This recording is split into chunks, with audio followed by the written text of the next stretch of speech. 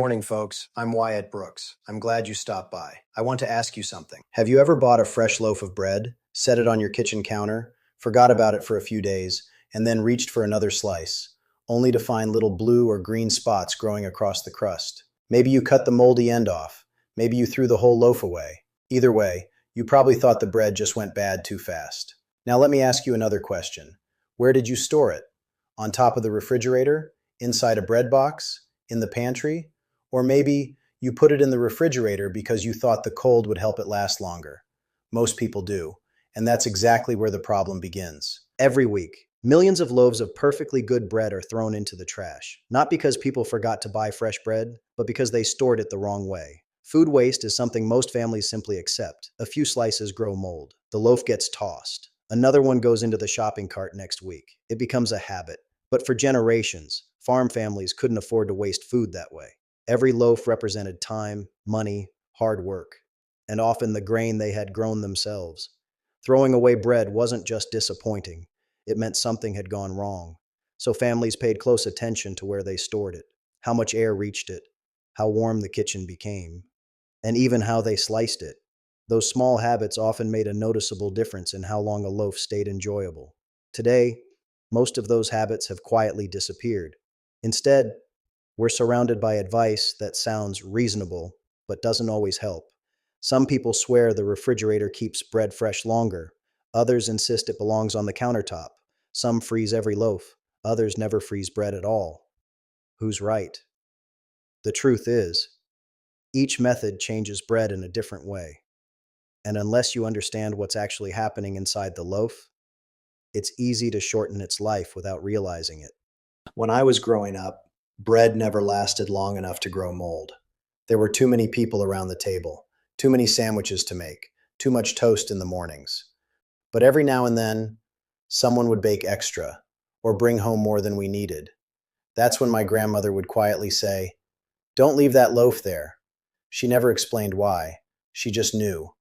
Years later, I realized she wasn't following a superstition.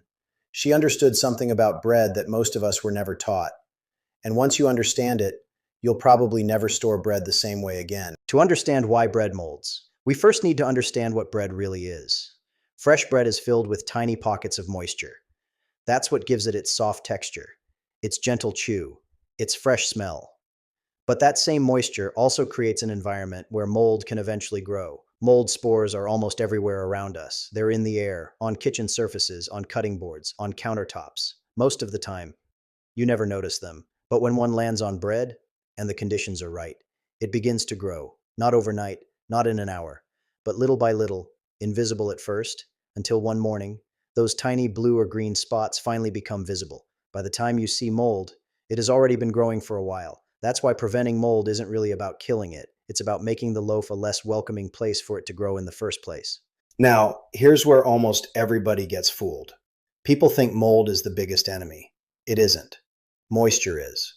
If you learn how moisture moves, you'll understand why one loaf lasts nearly 2 weeks, while another loaf from the very same bakery can spoil in just a few days.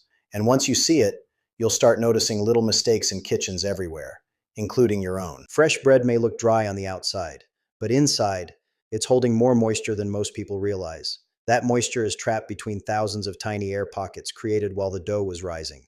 Those little pockets are what make bread soft, light, and pleasant to eat. But the moment the loaf leaves the oven, everything begins to change. The bread slowly starts losing moisture. Some escapes into the air.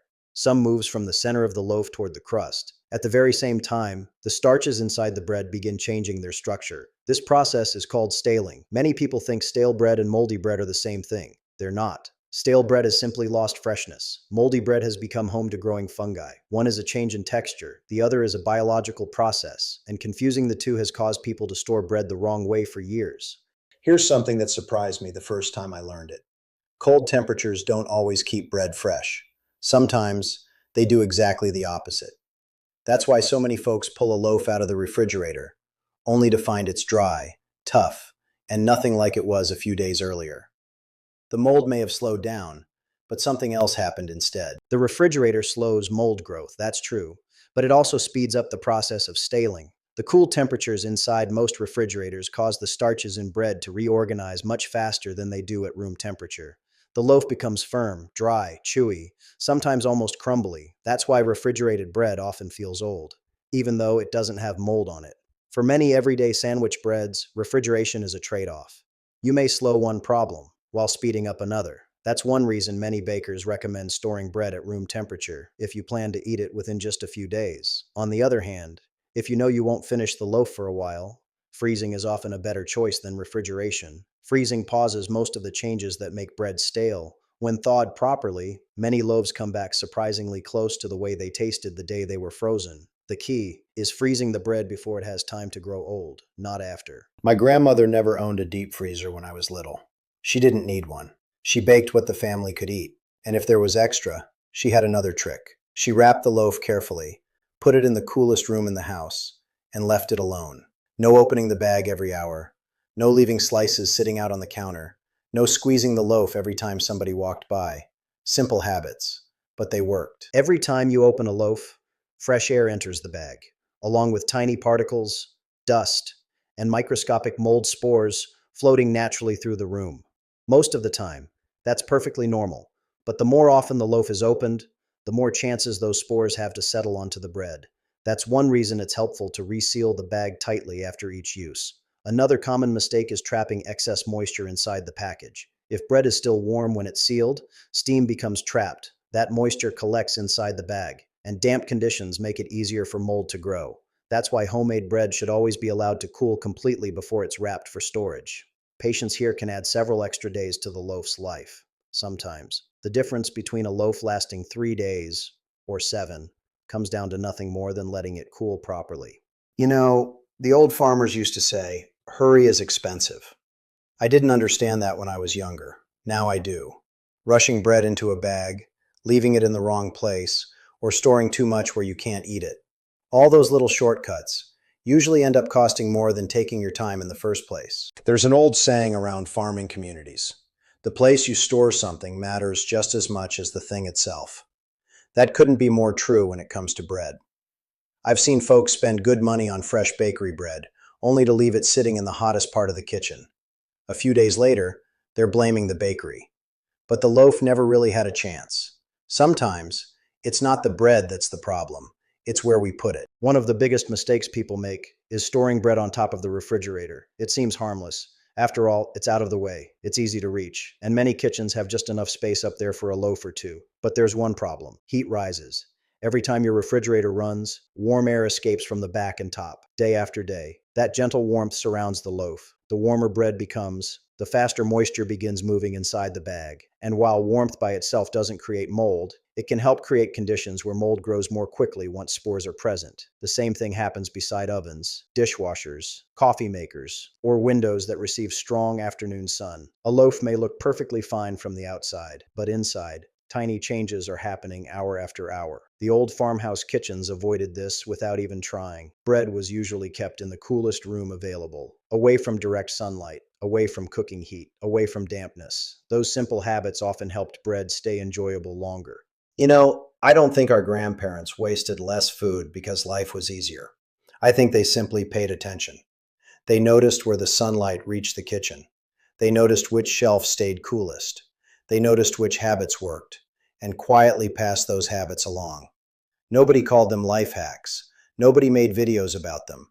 They simply became part of everyday living. The next time you bring home a fresh loaf, don't just set it wherever there's room. Take a moment. Think about where it's going, because where you leave it today may decide whether you're making sandwiches or throwing half the loaf into the trash next week. Sometimes, saving money doesn't begin at the checkout. It begins with taking better care of what you've already brought home. I hope you found something useful today. If you did, tell me down below, where do you keep your bread? On the counter, in a bread box, the refrigerator, or the freezer? I'd enjoy hearing what works for your family. And if someone in your family had an old kitchen habit that's been passed down through the years, share that too. Those little pieces of knowledge have a way of disappearing, unless somebody takes the time to pass them along. Until next time, take care of your home, take care of one another, and I'll see you again soon.